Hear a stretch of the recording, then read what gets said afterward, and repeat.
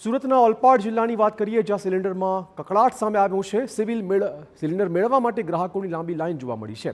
એક અઠવાડિયાથી વ્યવસ્થા ખોરવાતા ગ્રાહકો પરેશાન થઈ રહ્યા છે। કીમ, સાયણ, કોસંબા સહિતના વિસ્તારોમાં હાલાકીનો માહોલ જોવા મળી રહ્યો છે। બુકિંગ કર્યાના અનેક દિવસ છતાં સિલિન્ડર ન મળતા ગ્રાહકો અકળાયા હતા। કામધંધા છોડીને ગ્રાહકો લાઈનમાં ઊભા રહી ટોકન લેવા મજબૂર જોવા મળ્યા।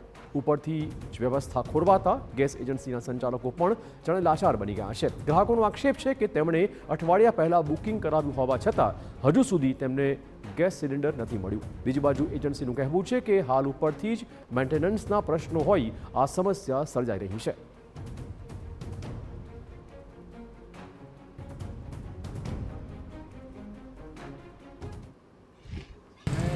पहले पूछ दिया था, वहाँ गाड़ी गया था, वहाँ पे सिलेंडर हमको नहीं मिला। एजेंसी पे आया, एजेंसी वाले बोले कि अभी बैटला ख़त्म हो गया।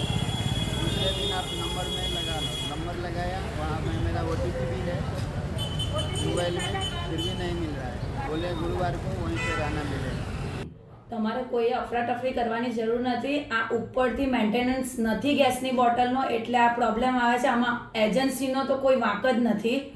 તો તમને અપીલ છે કે તમે લાઈનમાં ઊભા રહો, ટોકન લો અને બોટલ તમને મળશે। અમારી પાસે જેટલા બી આવશે બોટલ એટલી અમે સપ્લાય આપવાની ટ્રાય કરીએ જ છીએ।